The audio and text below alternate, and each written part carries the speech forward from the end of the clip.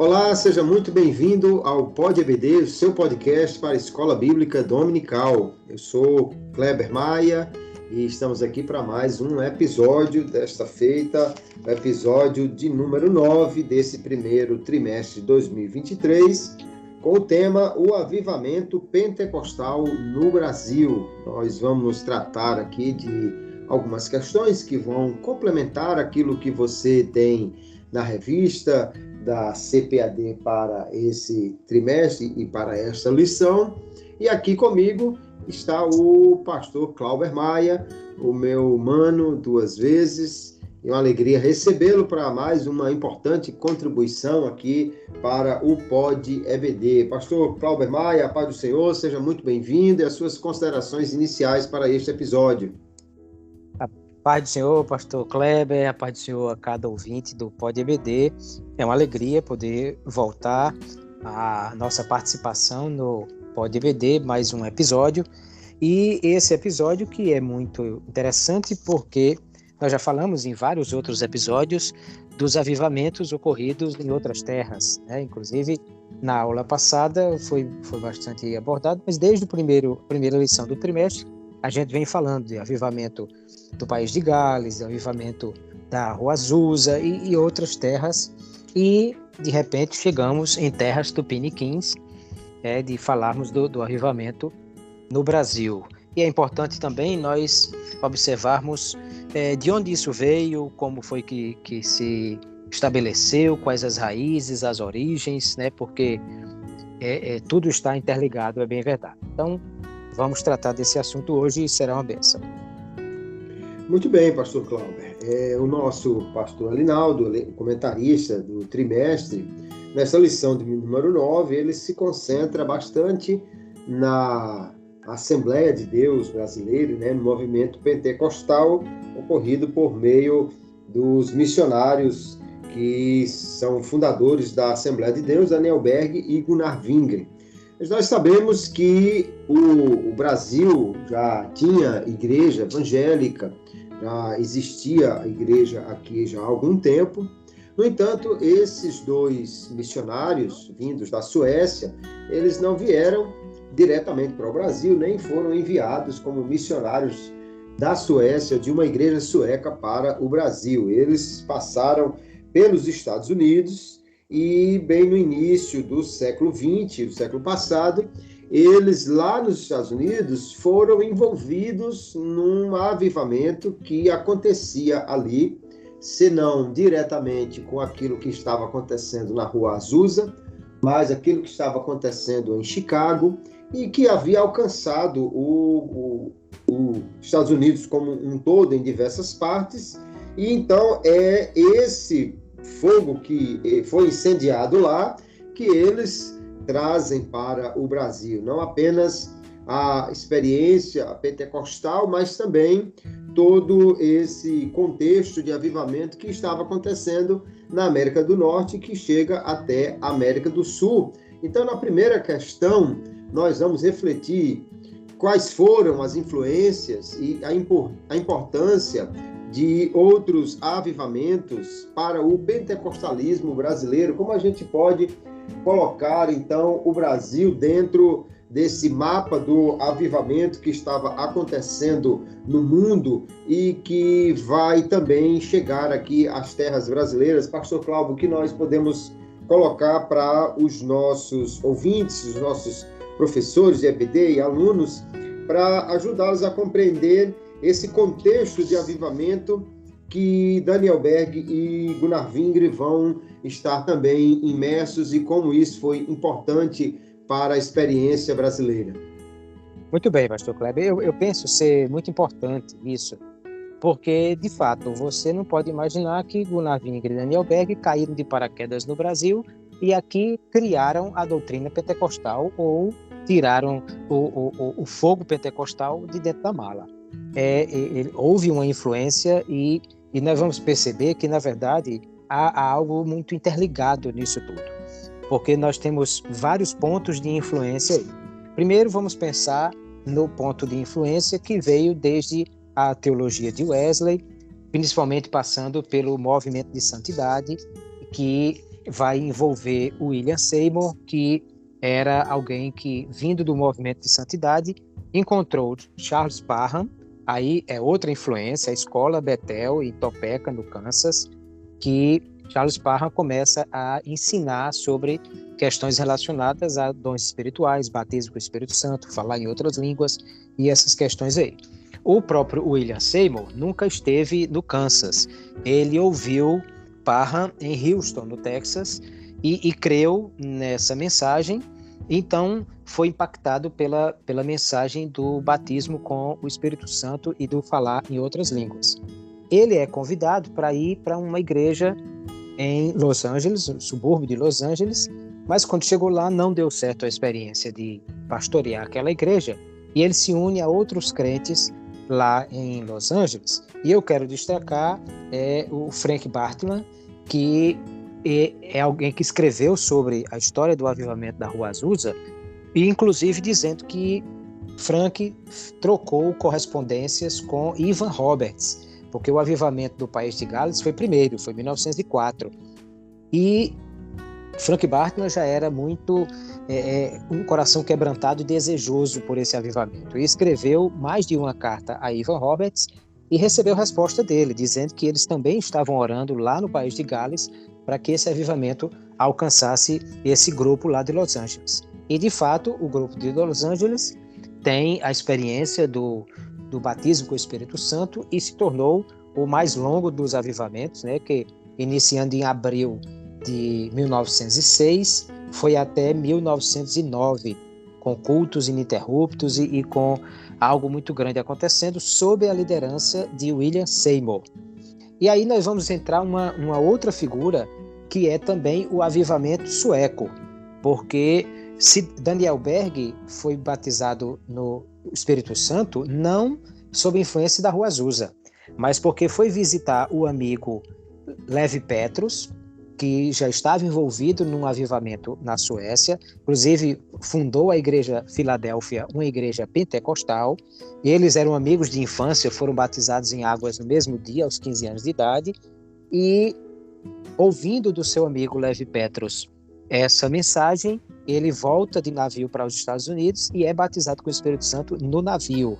Já Gunnar Wingren, sendo pastor batista ligado à igreja batista sueca, mas atuando nos Estados Unidos, ele tem uma influência muito grande do pastor William Durham, que era pastor da igreja em Chicago. Aliás, o pastor Ezequiel Soares, no seu livro O Pentecostalismo Brasileiro, lançado pela CPAD, fala da importância de William Durham, dizendo que alguns dos pioneiros do movimento pentecostal que frequentaram os cultos na igreja do pastor Durham, entre eles estão Luigi Francescon, fundador da Congregação Cristã no Brasil, Daniel Berg e Gunnar Wingren, e também ele fala da influência de William Durham sobre a Aimee McPherson, que foi a fundadora da Igreja do Evangelho Quadrangular. Inclusive, ela e o primeiro marido foram ordenados por William Durham, enviados para a China. Lá o marido faleceu, ela voltou para os Estados Unidos, casou-se novamente e depois fundou a Igreja do Evangelho Quadrangular.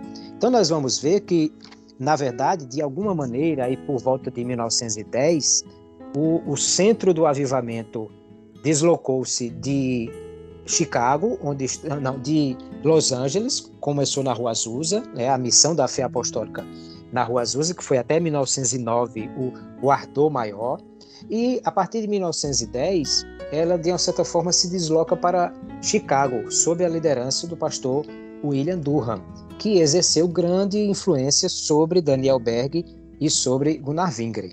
Então eles recebem de Deus a orientação que devem vir para o Brasil e pegam o navio, chegam em Belém do Pará em novembro de 1910.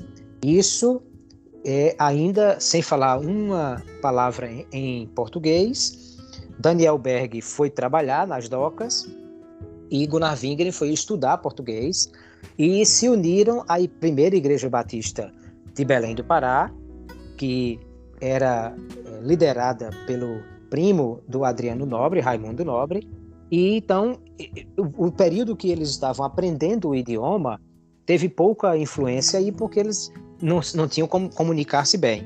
A partir do momento que começaram a dominar o português e começaram a falar em português, aí é que a doutrina pentecostal que eles pregavam começou a fazer diferença, e aí tem todas as questões que vão se desdobrar mais na frente com a fundação da Igreja Assembleia de Deus, que num primeiro momento, como nem Daniel Berg nem Gunnar Wingre vieram para o Brasil para fundar igreja nenhuma, eles não vieram pensando em criar um movimento, mas pregar o evangelho e ganhar almas, e ligados à Igreja Batista, da qual o pastor Gunnar Wingre era ordenado, né? Daniel Berg não era pastor à época, foi ordenado depois aqui no Brasil.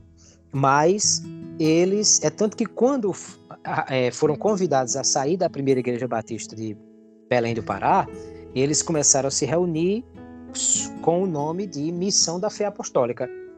Daí você vê a grande influência que o avivamento da Rua Azusa tem sobre o pentecostalismo brasileiro, porque eles adotaram o mesmo nome.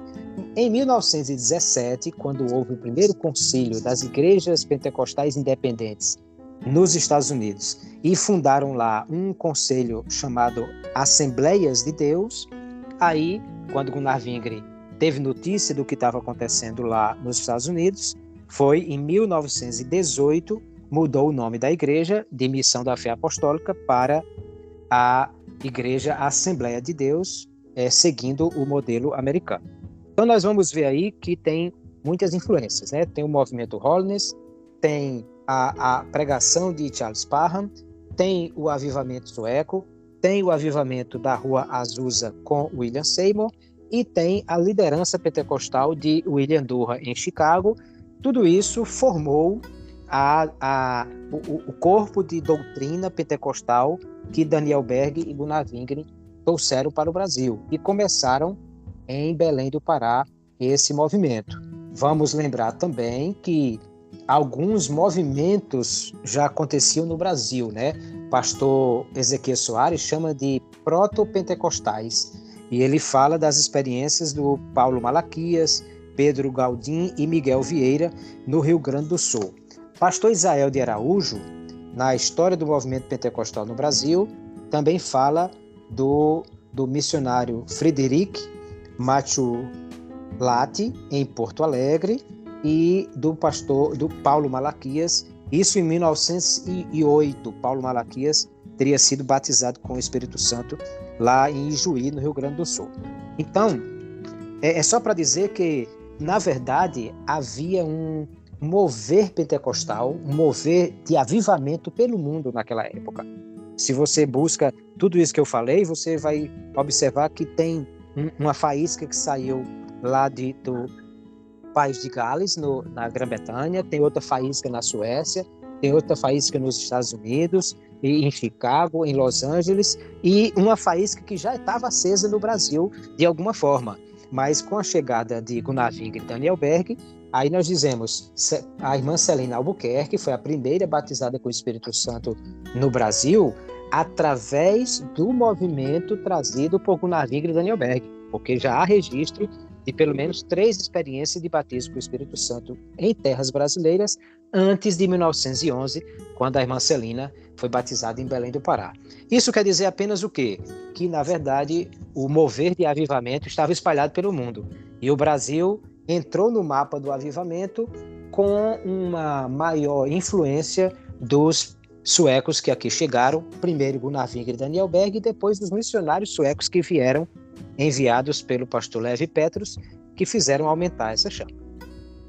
Isso mesmo. Uma coisa muito interessante, pastor Cláudio, é que esses relatos que nós temos de batismos no Brasil, em 1906 nós temos o Pedro Galdin, lá no Rio Grande do Sul, e também nós temos o Paulo Malaquias, em 1907, e também a irmã Celina, 1909, né? E 11. 1911, perfeitamente. E todos eles eram crentes batistas, né? Todos eles eram da Igreja Batista.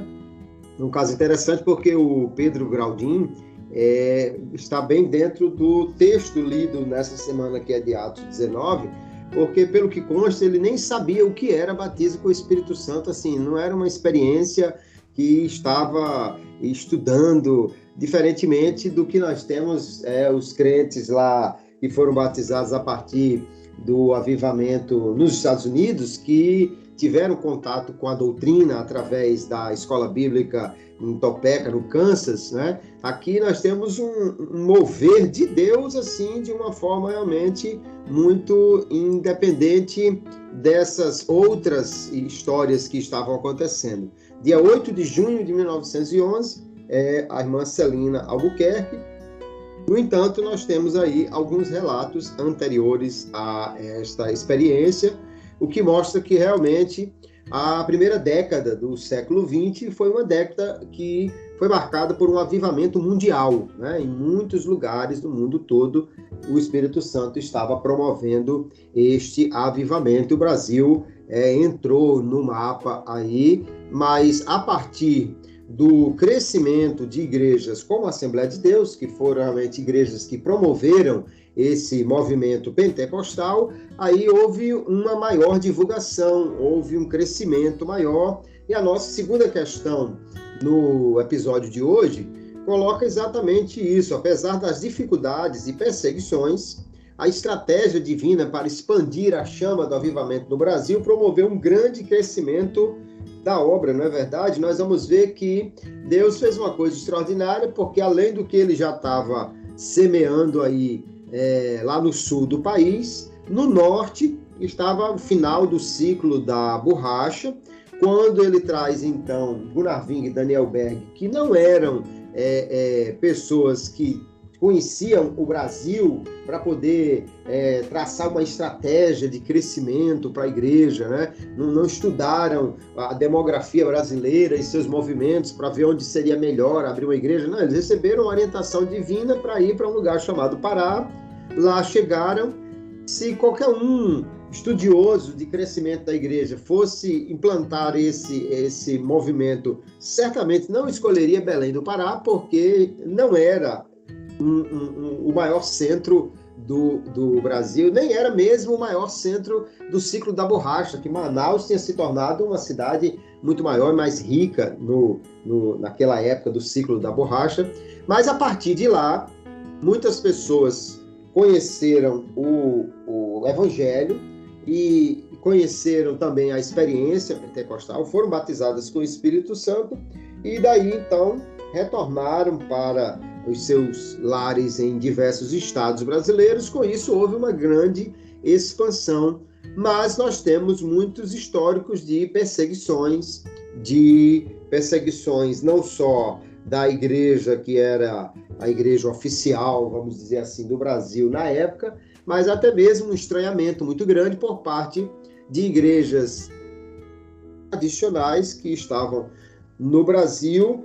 Porém, nós vamos ver que rapidamente o movimento pentecostal alcançou o Nordeste brasileiro. Primeiramente, assim, foi um desenvolvimento maior, exatamente pelo retorno das pessoas do Pará e do norte do Brasil para o Nordeste, para suas famílias, né? Então, o primeiro crescimento foi exatamente dessa forma, e depois de outras maneiras em que os próprios missionários desceram para sul e sudeste e tivemos, então, um avivamento que se espalhou pelo Brasil.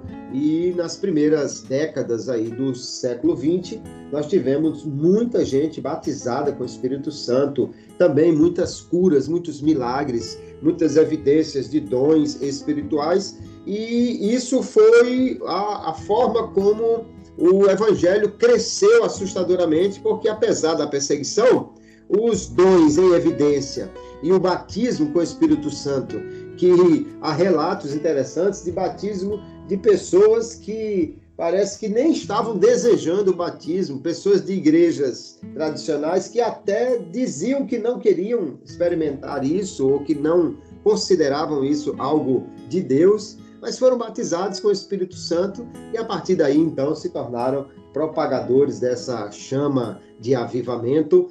a estratégia de Deus para o Brasil foi uma coisa realmente extraordinária, não é, pastor Cláudio? Nós podemos ver como algo feito por Deus e pelo Espírito, e não por um conjunto de estudiosos ou qualquer pensamento humano. Isso é extraordinário, né? É verdade, pastor Kleber. Primeiro porque Deus chama Gunnar Wingre e Daniel Berg, quando Gunnar Wingre pastoreava lá no estado de Indiana. É usado em profecia um irmão que diz que eles devem ir para o Pará. Há relatos que Gunnar Wingre estava noivo e ele e a noiva se preparavam através de uma agência americana para ir ser missionários na China. O fato é que, com a notícia que ele ia para o Brasil, acabou a ida para a China e acabou o noivado. E ele ficou solteiro, permaneceu solteiro, e com Gunnar Wingre vem para o Brasil. Há uma passagem importante por Chicago, onde inclusive eles recebem orientação de Deus para doar o dinheiro que tinham para o jornal, o Testemunho Pentecostal que William Durham mantinha em Chicago, e uma pessoa depois dá o dinheiro para eles, e o fato é que eles chegam ao Brasil com essa mensagem. De fato, se fosse eu ou você que fosse fazer um plano para ir evangelizar o Brasil, nós teríamos mandado eles para o Rio de Janeiro, que era a capital da época, né? Brasília não tinha sido construída ainda, que era a cidade mais desenvolvida, com presença maior de estrangeiros, e inclusive o clima frio facilitava a vida dos suecos, né? Tanto que o casal Robert e Sarah Cayley foram para Petrópolis, porque exatamente europeus, um clima de montanha era muito mais interessante, e não o clima de uma floresta tropical de Belém do Pará. De fato, no norte do país, Manaus era a cidade mais destacada. Inclusive, a primeira cidade a receber energia elétrica no país foi Campo dos Goitacazes, no Rio de Janeiro, muito pequeno, foi apenas um projeto experimental, e a primeira capital e a segunda cidade a receber energia elétrica no país foi Manaus. Daí porque você vê a importância que Manaus tinha para a época. Só que, de fato, Belém foi o centro de alcançar o norte por causa dos seringueiros. Há relatos de que cerca de 60 mil nordestinos tinham saído dos seus estados do Nordeste para ir trabalhar com a exploração da borracha. Com a chegada do látex, a borracha sintética, a borracha natural perdeu o mercado e esse povo volta para casa trazendo na mala a doutrina pentecostal. De fato, nós temos notícia que os 2 seringueiros que vieram para a região de Cuité dos Crentes, aqui no Rio Grande do Norte, foram os primeiros a trazer a doutrina pentecostal. O irmão Francisco Dubu também chega em Campina Grande e é o primeiro a alcançar a Paraíba. A irmã Maria José, irmã da irmã Celina Albuquerque. A irmã Celina foi batizada com o Espírito Santo na vigília à noite e a sua irmã no outro dia de manhã. Ela tem parentes no Ceará e ela vem no Ceará em 1912 e prega o evangelho para alguns parentes que já aceitam Jesus aí também. Então, de fato, o Nordeste é rapidamente alcançado por essas pessoas que tinham parentes ou que vieram do Norte para cá. Depois, quando em 1930 teve a primeira convenção geral das Assembleias de Deus no Brasil, com a presença do pastor Levi Petrus da Igreja Filadélfia de Estocolmo, foi decidido nessa conferência, que foi em Natal, né, a primeira convenção nacional foi em Natal, 1930, foi decidido que os missionários desceriam para o sul do país, entregando as igrejas do Norte e Nordeste na mão dos nacionais. E aí, de fato, Gunnar Wingre já estava no sul, porque já tinha assumido a igreja no Rio de Janeiro, né, que é a igreja de São Cristóvão, mas os demais missionários descem para o sul, e aí o sul é alcançado também, sul e sudeste, né, é alcançado também com a doutrina pentecostal e o crescimento da Assembleia de Deus. E, por último, o centro-oeste, que aos poucos foi sendo alcançado, mas até a década de 1930 já havia se espalhado por todo o país essa doutrina pentecostal. Perseguição é coisa que sempre houve contra o evangelho, né? E, de fato, no Brasil, além da perseguição da Igreja Católica Apostólica Romana, no início houve também uma situação difícil com as igrejas que aqui já estavam, porque nós já tínhamos a presença de batistas, de presbiterianos, de metodistas e outras denominações que já estavam pregando em território brasileiro. De fato, a maior dificuldade, pastor Kleber, eu penso que era a questão da comunicação, porque, veja, nós todos fomos surpreendidos da semana passada para cá, da outra semana, na verdade, né, com o que aconteceu na Universidade Asbury, nos Estados Unidos. É um culto que terminou ontem, depois de 13 dias, e algo extremamente impactante do que ali ocorreu. Eu li um relato de Craig Keener, que é conhecido, autor de comentários do Novo Testamento e de vários livros, e é professor da Universidade de Asbury, de que ele dizia que no estacionamento e do lado de fora dos prédios, a presença de Deus era algo muito forte na Universidade de Asbury nesses dias. Mas veja, o mundo inteiro acompanhou praticamente ao vivo aquilo tudo, porque hoje nós temos a facilidade da comunicação. Naquela época, início do século XX, não era dessa forma. Então, muitos pastores e crentes brasileiros sequer haviam tomado conhecimento do avivamento da Rua Azusa e do que estava acontecendo por lá. E por isso mesmo, estranharam muito quando os suecos chegaram aqui no Brasil com essa mensagem. E, graças a Deus, aos poucos a mensagem foi conquistando. Inclusive, como você já falou, os 3 lá do Rio Grande do Sul e todos os que fundaram a Assembleia de Deus no Brasil, no Belém do Pará, eram batistas, incluindo os 2 missionários que também chegaram. Mas aos poucos isso foi sendo alcançado. É tanto que nós temos aí, historicamente falando, a ideia de igrejas chamadas pentecostais, que foram as igrejas fundadas a partir desse avivamento pentecostal, principalmente da Rua Azusa, né? No caso do Brasil, a Assembleia de Deus é uma igreja que veio desse movimento. E temos as igrejas chamadas renovadas, que eram igrejas históricas que já existiam e que abraçaram a doutrina pentecostal e a experiência do batismo com o Espírito Santo. E aí você tem batista renovada, presbiteriana renovada, metodista renovada e tantos outros que surgiram a partir daí. Mas tudo isso porque, de fato, Deus foi quem direcionou todas essas coisas. Não foi orquestrado por homem, não foi um planejamento estratégico feito por ninguém, mas foi feito pelo Senhor e, de fato, em poucas décadas, o Brasil inteiro foi alcançado com essa doutrina e podemos experimentar em terras brasileiras todo esse mover do Espírito Santo que já acontecia em outras terras também. Perfeito. E só para lembrar que o movimento de avivamento no Brasil, ele alcançou aí muitos irmãos batistas, né? Mas não apenas os batistas, além das igrejas que depois se tornaram avivadas, né? Mas nesse primeiro movimento pentecostal nós temos pessoas como o pastor Adriano Nobre, que era um pastor presbiteriano e que rapidamente se tornou também um grande líder no movimento pentecostal na Assembleia de Deus.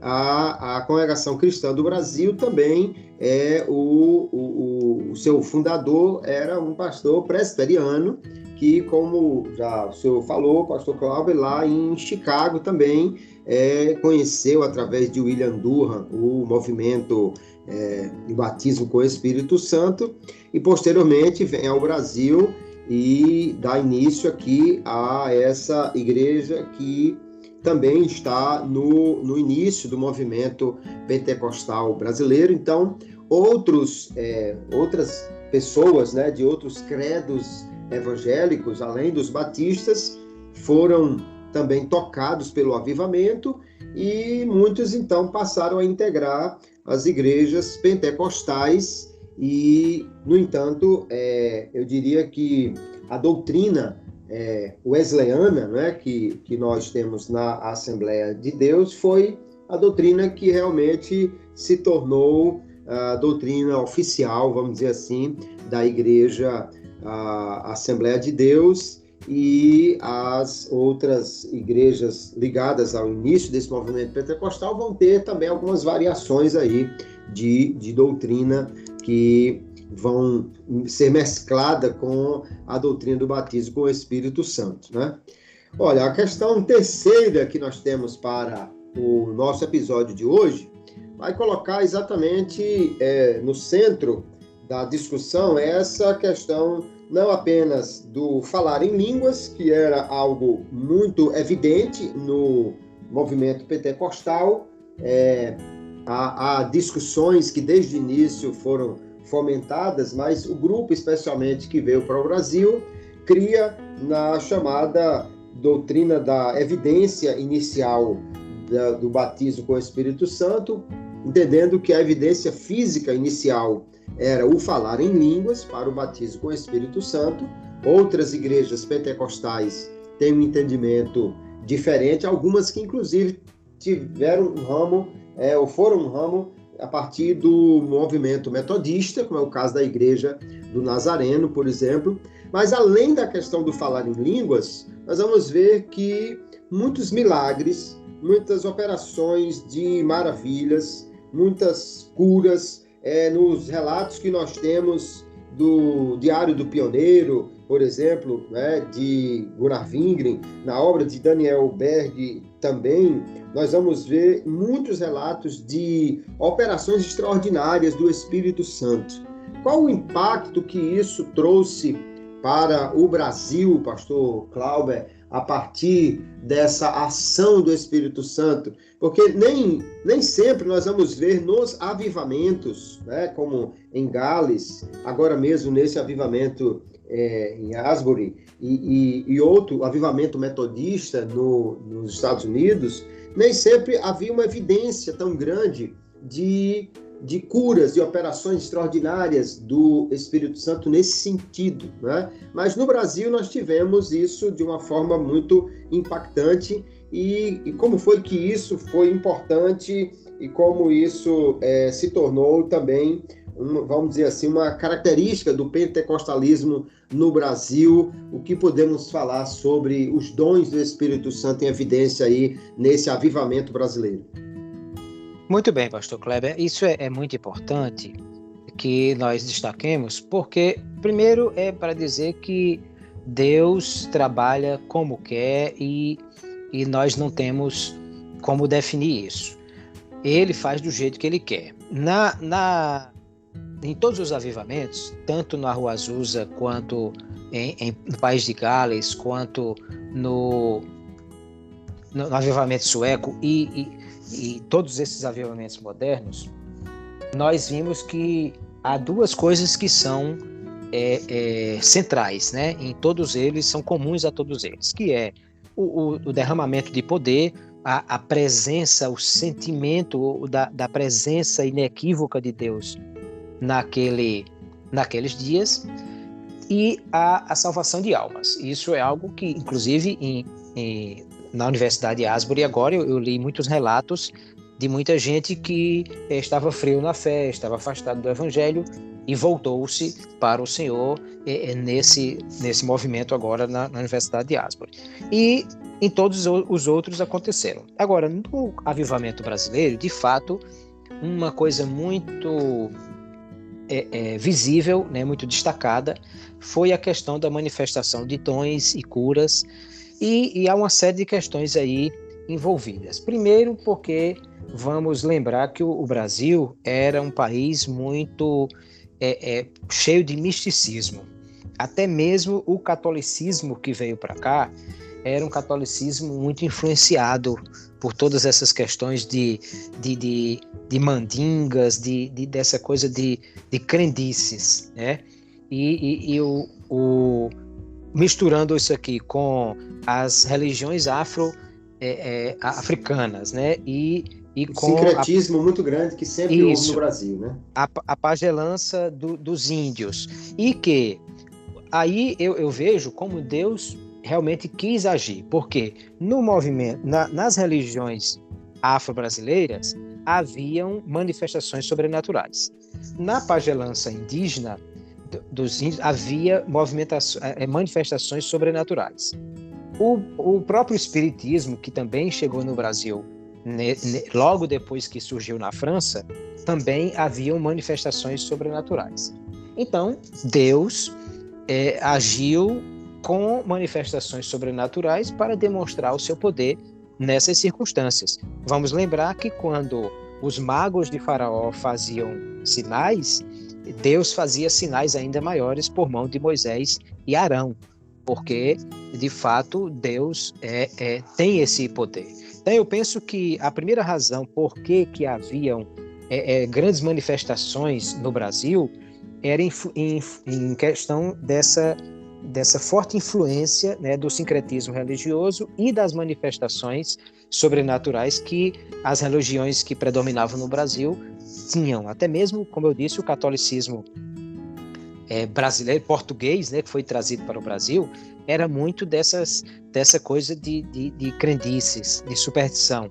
Então, o agir de Deus de maneira clara, através de dons, de prodígios, de sinais, era algo muito importante para marcar tudo isso. Além disso, vamos lembrar que o Brasil início do século XX, era um Brasil de muita carência. Então, também curar as pessoas enfermas, que muitas vezes não tinham qualquer tipo de assistência de saúde dada pelo governo, era também uma forma de assistir o povo nas suas dificuldades. Então, tudo isso fez com que, de fato, nós tivéssemos essa grande manifestação de prodígios, sinais e maravilhas no Brasil. Além do que, Paul Freston autor, um sociólogo, né, que vai trabalhar essa questão das chamadas ondas, né, do pentecostalismo brasileiro. Ele diz que a primeira onda é marcada pela existência da Igreja Assembleia de Deus e da Congregação Cristã do Brasil. A segunda onda por igrejas como o Brasil para Cristo, a Igreja do Evangelho Quadrangular, e a terceira onda, o neopentecostalismo da Universal, de Sara Nossa Terra e outras igrejas mais. E as igrejas da segunda onda, elas focaram muito nessa questão das curas divinas, né? As cruzadas que faziam eram muito nesse sentido. E o próprio movimento pentecostal brasileiro, quem lembra desde a época do pastor Túlio Barros e depois do pastor Gesiel Gomes, as cruzadas evangelísticas realizadas no Brasil também tinham um foco muito grande na questão de cura divina. Então, isso também influenciou a essa questão, né? Quando a terceira onda começou com as igrejas neopentecostais focando mais na teologia da prosperidade, então o foco mudou realmente. Então eu penso que primeiro foi uma questão divina, uma questão de demonstrar poder, depois foi uma questão também de atender a necessidade do povo e também foi uma questão doutrinária, de como as igrejas focavam nesse aspecto da cura divina, mas que tudo isso foi algo muito importante para fazer que o crescimento do evangelho acontecesse, porque, claro, uma coisa é chegar em algum lugar e dizer, olha, Jesus salva, cura, Jesus é maravilhoso e quem crê em Jesus é salvo. Essa é a mensagem da salvação. Mas se você chega, diz isso e levanta uma pessoa que está moribunda, cura um aleijado que não andava e faz um cego ver, aí não tenha dúvida que o impacto será muito grande. E de fato, os livros que nós temos contando isso, né? O Diário do Pioneiro, escrito por Ivar Wingren, filho do missionário Gunnar Wingren, conta a história de muitos milagres, de muitos prodígios que surgiram no Brasil. Da mesma forma, Memórias de Daniel Berg, que foi escrito por ele mesmo, e Histórias das Assembleias de Deus no Brasil, escrito por Emílio Conde, são 3 livros que vão contar muito dessa história de como foi o início da Igreja Assembleia de Deus no Brasil e como houve grande manifestação de prodígios e sinais. Perfeitamente. Entre as obras mais recentes, você já citou o Pentecostalismo Brasileiro, do pastor Ezequiel Soares, e tem a obra do pastor Eduardo Leandro, Sociedade Brasileira e o Pentecostalismo Clássico, foram publicados aí pela CPAD e que ajudam muito a entender como esse pentecostalismo, como esse avivamento pentecostal, surgiu e expandiu-se pelo Brasil. Isso, eu quero destacar também, pastor Kleber, a história do movimento pentecostal no Brasil, do pastor Israel de Araújo, também pela CPAD, também um excelente livro para quem quiser fazer essa pesquisa. Lembrando que o pastor Eduardo, ele também faz no seu relato um foco no avivamento sueco. Perfeitamente. Recentemente nós tivemos também aí o lançamento de uma obra muito grande sobre esse desenvolvimento do movimento pentecostal do pastor José Gonçalves, né? Que também tem uma pesquisa muito grande e que vai ajudar certamente aqueles que quiserem fazer um aprofundamento disso, né? Então, o pastor José Gonçalves lançou a Glossolária e a Formação das Assembleias de Deus. Isso, perfeitamente. Uma obra muito grande e que traz aí uma contribuição excelente para essa pesquisa, né? É interessante a gente ver que, no caso da Assembleia de Deus, por exemplo, além do mover de Deus, da presença de Deus, e que isso, como você já disse, é marca de todos os avivamentos, mas, diferentemente, né, não é que não houvessem curas, não houvessem esse tipo de manifestação de dons em Gales ou nos avivamentos americanos. Haviam também, mas em muitos deles não era uma marca tão característica, né?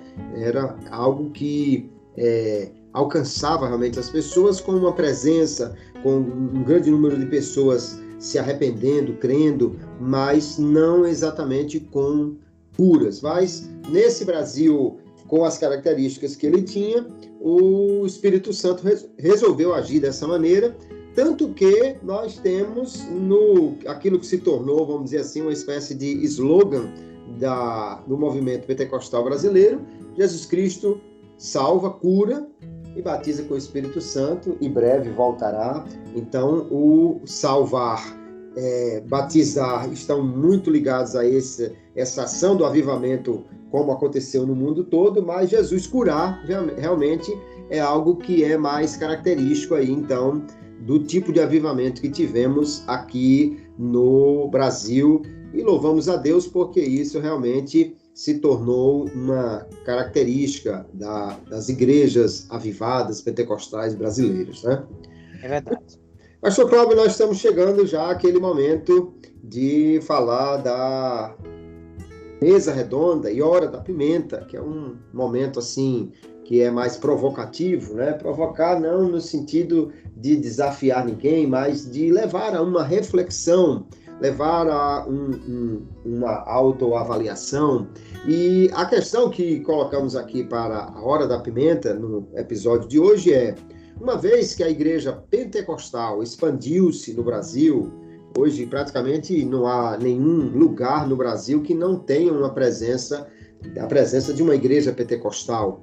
E também, uma vez que a igreja pentecostal mantém a sua doutrina, continua crendo no batismo, continua orando para Jesus batizar. Nesse final de semana, muitos retiros e congressos de carnaval, eu tenho visto muitos relatos de batismo com o Espírito Santo.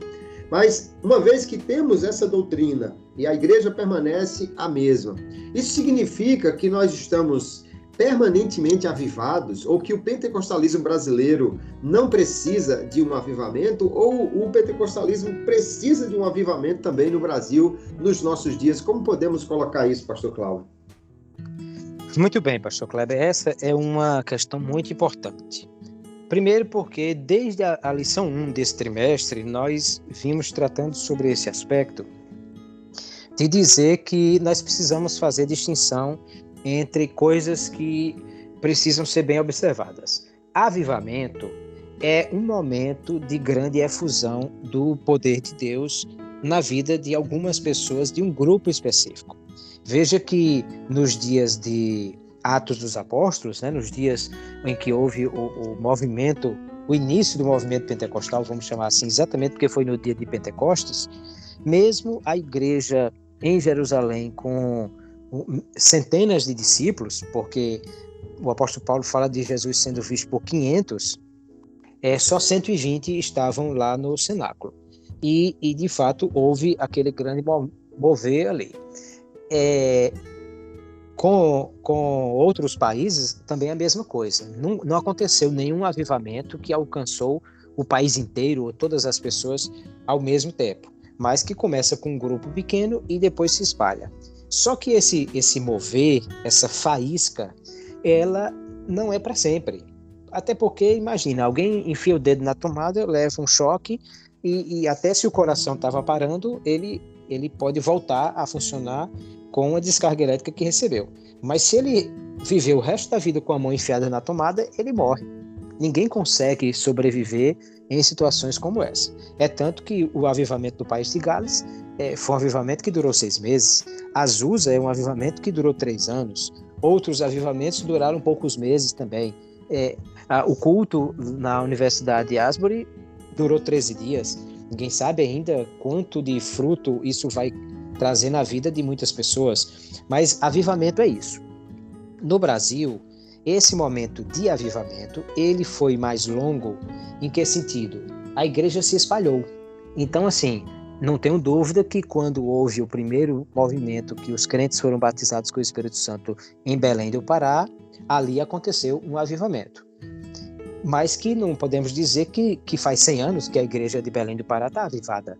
Da mesma forma, quando essa notícia, essa doutrina e essa experiência foi chegando em cada ponto do rincão brasileiro, avivamentos aconteceram em cada momento. Como também nós já experimentamos na própria Assembleia de Deus do Brasil momentos extraordinários, na década de 70, na década de 80, as cruzadas, como eu já citei com o pastor Gesiel Gomes, eram momentos de grande avivamento, de centenas de pessoas curadas, de muitas pessoas, centenas que aceitaram Jesus como Salvador e batismo com o Espírito Santo também. Ou seja, nós temos no Brasil uma igreja que experimentou muitos momentos de avivamento e com que continua experimentando coisas extraordinárias assim. Não significa dizer que essa igreja está em permanente avivamento e que ela não precise ser avivada. Na verdade, todas as igrejas em todos os momentos precisam. Como eu citei ainda há pouco, eu vi o relato de muitas pessoas lá na Universidade de Asbury dizendo que estavam frias na fé, estavam afastados, que não acreditavam mais no poder de Deus e que esses dias teve a sua fé renovada.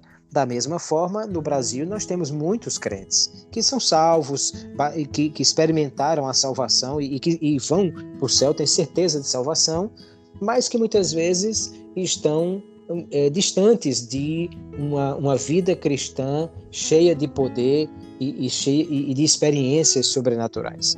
E que, claro, precisam também de um avivamento. Então, a igreja americana é uma igreja que viveu o avivamento, viveu os despertamentos, né, com Jonathan Edwards, com Charles Finney, depois viveu o avivamento da Rua Azusa, mais avivamentos como esse de Asbury, que na verdade esse agora de Asbury, que aconteceu agora, é algo que se repete. Desde 1905 já houve, se não me engano, 12 ou 13 experiências como essa lá na Universidade de Asbury. E então a igreja brasileira também, a igreja brasileira teve um mover, teve um avivamento, experimentou outros avivamentos ao longo da sua história, mas em muitos locais desse Brasil nós precisamos que um avivamento aconteça novamente para aquecer o coração de muitos que estão esfriando na fé, e essa é a nossa oração, que Deus faça de novo no Brasil avivamentos como já fez no passado. Exatamente. E uma questão muito importante é que na igreja brasileira nós temos realmente um alcance muito grande, né? Praticamente todo o território nacional já foi evangelizado ou está sendo alcançado. Há uma presença de igrejas em quase todo o lugarejo que nós temos. Tem uma história, pastor Kleber, que no passado os crentes diziam assim, que em toda cidadezinha do Brasil tinha Bradesco, Correios e Assembleia de Deus.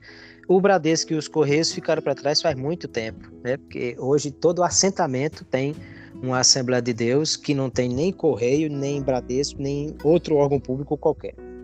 É verdade, mas veja que exatamente com esse alcance, capilaridade tão grande do Evangelho alcançar todos os rincões brasileiros, nós temos muitas pessoas que são crentes, estão na igreja, mas também temos um número imenso de pessoas que já passaram pela igreja, seja porque aceitaram a Jesus e depois se afastaram, ou pessoas que eram filhos de crentes, que iam à igreja quando criança, adolescente, que depois se afastaram. Eu não tenho números, mas o número de pessoas que hoje estão afastadas do Evangelho no Brasil, sem dúvida, é de milhões. E, obviamente, para essas pessoas, o que precisa é de um avivamento.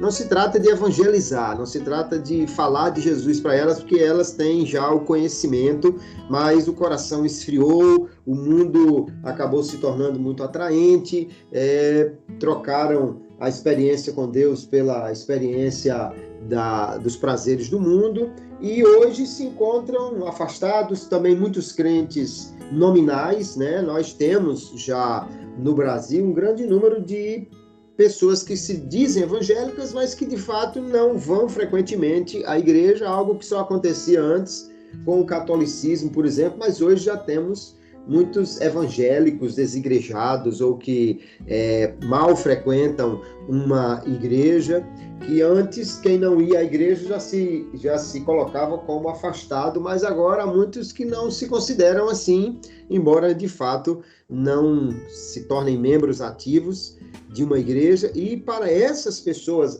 acima de tudo, o avivamento é o grande poder que vai alcançar, o grande mover do Espírito que pode reavivar essa chama e trazer essas pessoas para a igreja, porque a evangelização por si só já não é o caso. Se você for falar de Jesus para essas pessoas, elas vão dizer que já conhecem, ou até mesmo que são evangélicas. Por isso mesmo, nós tendo um grande número de igrejas pentecostais, além da Assembleia de Deus, né, esses outros movimentos pentecostais, neopentecostais e as igrejas tradicionais que se tornaram avivadas, mas nós precisamos no Brasil de um avivamento, ou que Deus em seu Espírito faça vários avivamentos acontecerem nas nossas terras, para que nós possamos ter, de fato, um reacendimento dessa chama, e que haja também muitas pessoas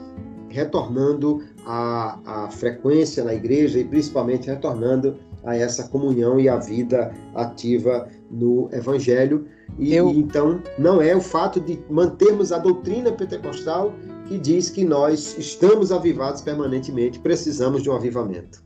É verdade, pastor Kleber. Eu até acrescentaria mais um grupo desses vários que o senhor já colocou, que são aquelas pessoas que são crentes, não se afastaram da doutrina e nem da igreja, frequentam a igreja, são salvos, creem em Jesus, têm certeza da sua salvação, mas não vivem uma experiência de sobrenatural, de ver curas, de ver manifestações, de ver a presença de Deus de maneira sobrenatural, e que vivem uma vida cristã verídica, de salvação, de fato, mas que muitas vezes gostariam de ver, experimentar aquilo que só leram ou que só viram. Ver a experiência de Atos dos Apóstolos, de um coxo se levantando, ver a experiência de Atos dos Apóstolos de um morto ressuscitando, ver a experiência de Atos dos Apóstolos e da história da igreja, de tantas coisas sobrenaturais que aconteceram, mas eles mesmos nunca experimentaram na sua vida, nem na sua igreja, esse tipo de mover do Espírito Santo. E eu penso que um avivamento também traria um enorme benefício para essas pessoas, de não só crer na salvação de Deus, mas crer também no poder de Deus para fazer coisas sobrenaturais. Amém, e que oremos por este avivamento, e que o Senhor faça de novo e promova um grande avivamento em solo brasileiro. Pastor Cláudio, mais uma vez, agradecer a sua presença e participação aqui no Pod EBD, e trazer aqui a oportunidade para suas considerações finais para que nós possamos nos despedir aí dos nossos ouvintes deste 9º episódio do primeiro trimestre do ano. Muito bem, pastor Kleber, eu louvo a Deus por mais um episódio que teve a oportunidade de participar, por fazer parte dessa equipe do Pod EBD, que temos a oportunidade de estar contribuindo para a vida de várias pessoas. Inclusive, pedir a cada ouvinte do Pod EBD que, se você foi abençoado por esse episódio, se ele contribuiu para que você tivesse mais conhecimento para transmitir a sua aula, para aprender sobre isso na escola dominical, compartilhe esse episódio com outras pessoas, mande no seu grupo do WhatsApp para que outras pessoas também possam ser alcançadas por isso. E louvo a Deus por ter a oportunidade de fazer parte desse grupo seleto de pessoas que podem contribuir para que o Pod EBD venha a existir. E a todos os nossos ouvintes, Deus abençoe a cada um, que tenhamos uma aula abençoada no próximo domingo e focando principalmente esse aspecto de quais foram a influência e as diferenças do avivamento ocorrido em terra brasileira, para que a gente possa trazer uma aula mais rica e mais interessante para os nossos alunos.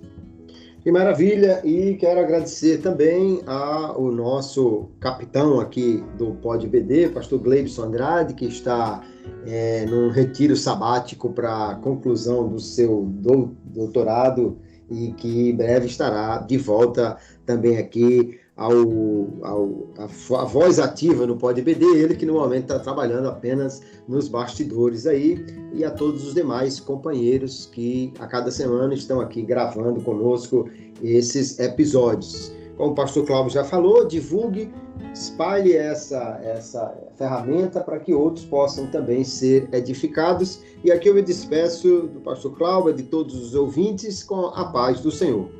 A paz do Senhor, meus irmãos.